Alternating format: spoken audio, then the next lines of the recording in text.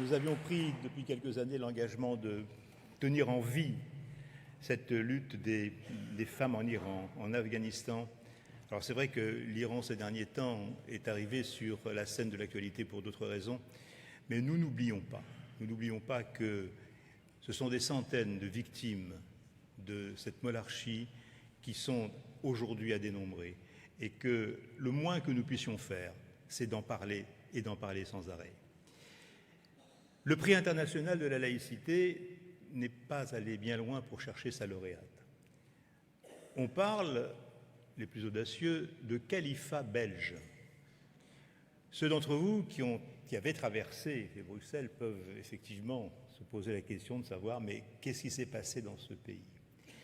Eh bien, dans ce pays, il y a effectivement une question dramatique qui se pose aujourd'hui, à point qu'on a identifié cette ville comme étant le point de départ de ceux qui sont venus assassiner nos compatriotes.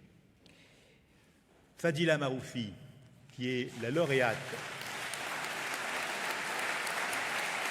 de notre prix de la laïcité,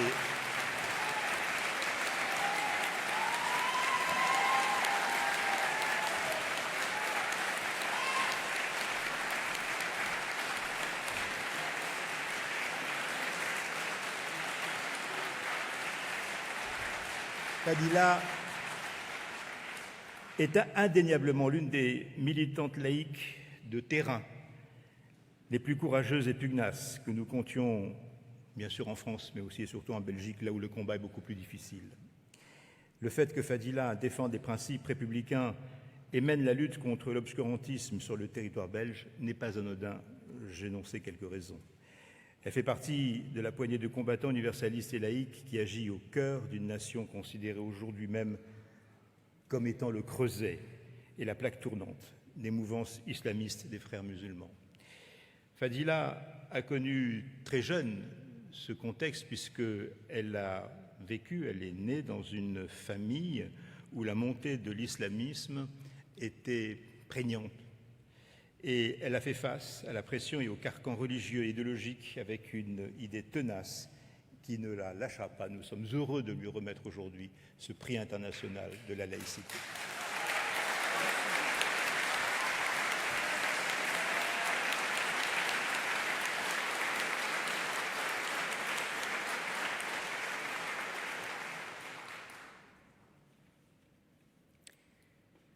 Bonsoir et merci. Je tiens à exprimer ma profonde gratitude à Gilbert Abergel, président du comité Laïcité et République, à Richard Malka, président du jury, à Anne Hidalgo, maire de Paris, pour cet honneur. Le prix international de la laïcité est un privilège, mais c'est aussi une responsabilité que j'assume avec une sincérité profonde, consciente du poids et de la portée de cet engagement. Je souhaite également adresser mes remerciements les plus sincères à toutes les personnes, ici et ailleurs, qui chaque jour se battent pour défendre la liberté et la vérité dans un monde où ces valeurs sont souvent bafouées ou déformées. Ce soir, j'ai reçu une deuxième bonne nouvelle venant de Belgique, de mon avocat, maître Émeric Delamotte. Je viens de gagner un procès contre une islamiste députée et je voulais le partager avec vous.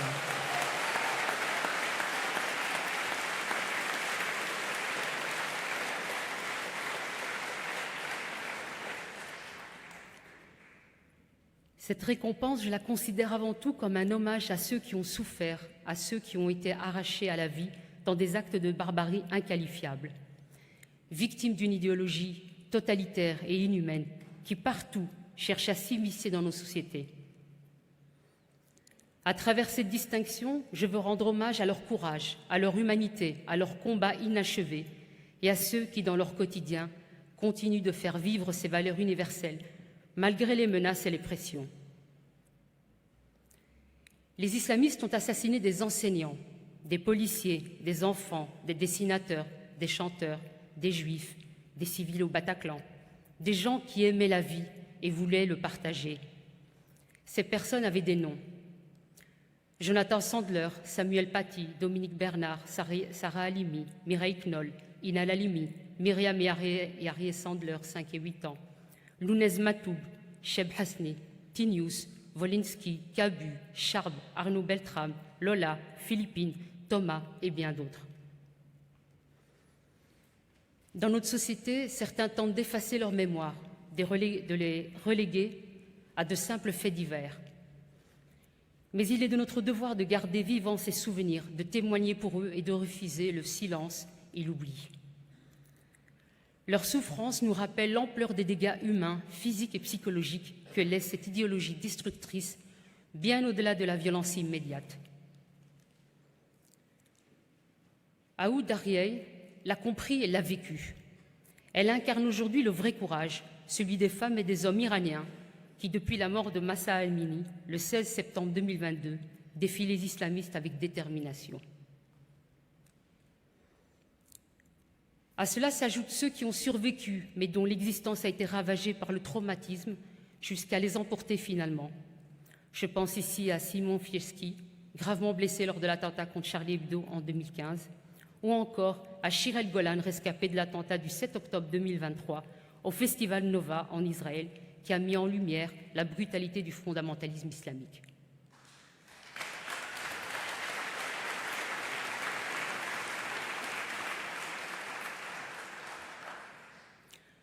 Ce prix que je reçois est aussi un hommage à ceux qui, pour leur humanité même, subissent la violence d'une idéologie totalitaire. Ce 7 octobre 2023, Israël a été frappé par un massacre qui a révélé une fois de plus cette opposition fondamentale entre ceux qui célèbrent la vie et ceux qui exaltent la mort.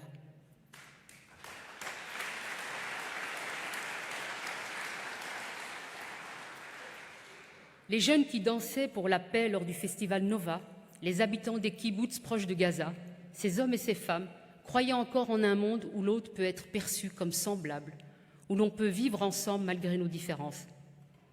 Mais la barbarie les a rattrapés, et avec eux, elle a frappé notre monde à tous, en nous rappelant que la paix, aussi précieuse soit-elle, ne peut être obtenue au prix du renoncement à la vérité.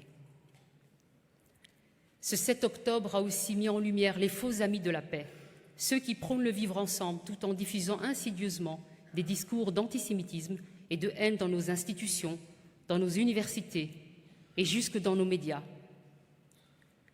Face à ce double langage et à cette lâcheté, nous devons affirmer avec force: la neutralité ne peut être un prétexte pour ignorer l'évidence, et l'antisémitisme ne doit plus avoir d'espace dans nos sociétés.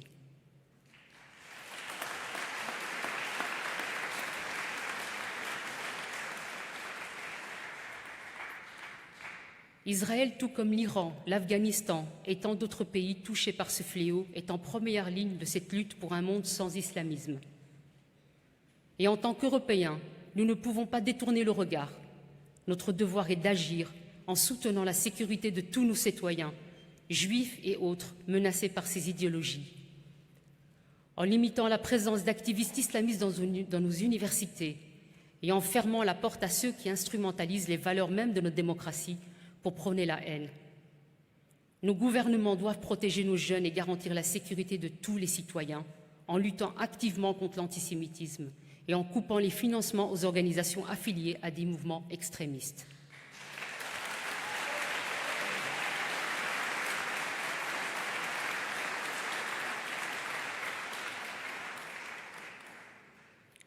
Mesdames et messieurs, ce combat est le nôtre. Nous appartenons tous à une humanité commune. Nous devons le mener ensemble au nom de l'humanisme et de l'universalisme. En tant que féministes, universalistes et laïques, nous soutenons les femmes et les hommes qui, partout dans le monde, luttent chaque jour au péril de leur vie. Je pense aussi aux jeunes filles mariées et violées par de vieux talibans en Afghanistan, aux femmes réduites au silence dont le corps a été effacé par le voilement. L'Iran, Israël, l'Algérie, les États-Unis, le Nigeria, la France, la Belgique, aucun pays n'est épargné par ce fléau du fondamentalisme islamique. Depuis mon enfance dans un quartier proche de Molenbeek, à Bruxelles, j'ai été témoin de l'émergence et de la montée d'un islamisme radical et fermé, un islamisme qui progressivement s'est emparé de la société et a marqué mon quotidien et celui de tant de familles. Dans les années 80, alors que la société se métamorphosait sous l'influence de prêcheurs wahhabites et fréristes, j'ai vu de mes propres yeux comment cette idéologie envahissait les mosquées, puis les maisons, les écoles et enfin la communauté tout entière. Pour nous, jeunes femmes, ce basculement a signifié l'imposition d'une vision rigoriste de la religion, reléguant la femme à un rôle subordonné et justifiant l'assujettissement par le port du voile ou encore la soumission de nos libertés les plus élémentaires. Mon expérience personnelle m'a menée à embrasser un métier de travailleuse sociale au cœur de Bruxelles, auprès d'une population précarisée, où j'ai pu observer de près cette oppression quotidienne et insidieuse qui pèse sur les femmes et les jeunes filles.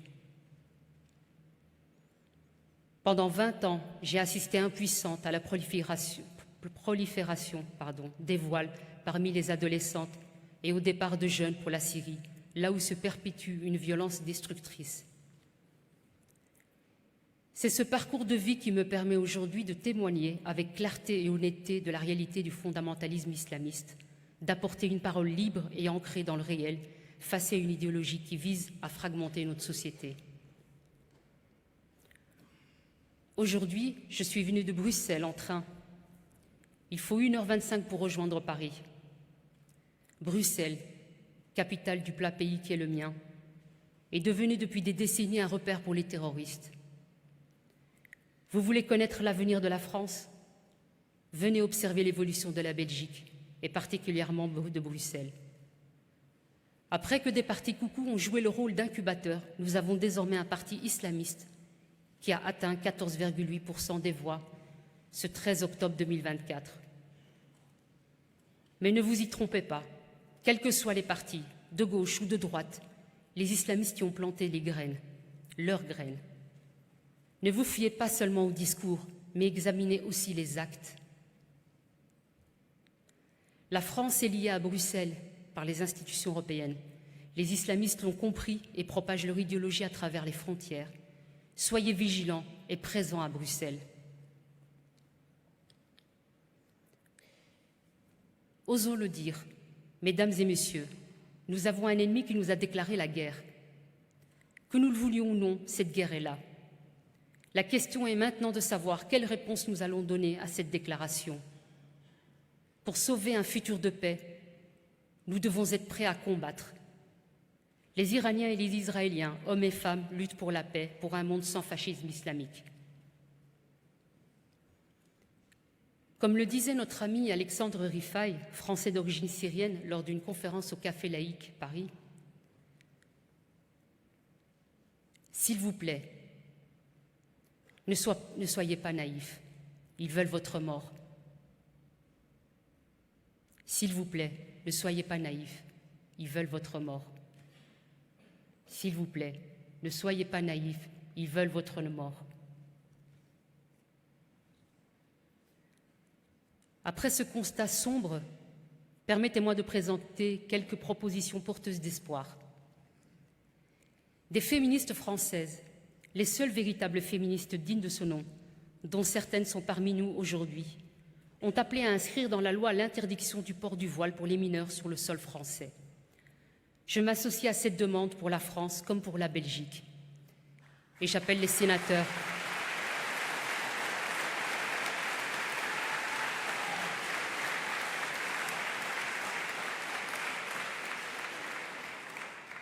J'appelle les personnalités politiques, les sénateurs, à se pencher sur cette question parce qu'elle est vraiment primordiale, si ce n'est vitale. Il est également essentiel de former chaque secteur de notre société à comprendre les mécanismes de l'islamisme, de limiter l'accès des idéologues aux universités et de sanctionner fermement les actes antisémites ainsi que ceux qui menacent la sécurité des citoyens.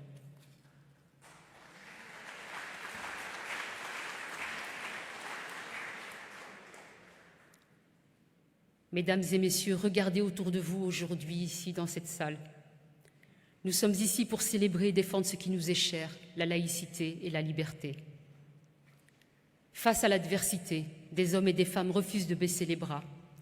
Ils ont décidé de se battre, de s'armer intellectuellement, et parfois même d'apprendre à se défendre physiquement. Heureusement, comme dans les villages gaulois, des irréductibles résistent à l'invasion des idéologies. Certains d'entre eux sont venus de Bruxelles pour être parmi nous aujourd'hui et je les en remercie. Nous avons fondé le Café laïque Bruxelles et Paris pour promouvoir la culture du débat, la réflexion et la connaissance des enjeux qui touchent nos sociétés. C'est aussi un lieu qui unit jeunes et moins jeunes autour des mêmes préoccupations pour que chacun se sente entouré. Nous ne sommes pas seuls, nous ne sommes pas fous. Comme Ayoub Raye, nous voulons vous montrer que ce que vous voyez et entendez est bien réel. Mes chers amis, l'union fait la force. Soyons unis pour préserver la liberté, l'égalité et la fraternité. Faisons en sorte que la femme, la vie et la liberté soient préservées et qu'Israël continue d'exister, de résister et de vivre. Merci beaucoup.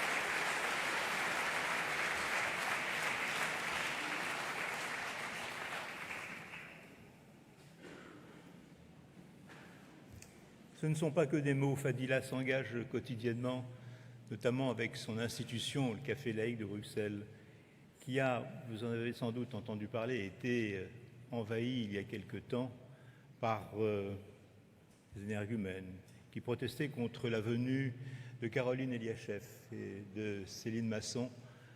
Ils ont jeté tout simplement des excréments sur les murs. Voilà leur méthode.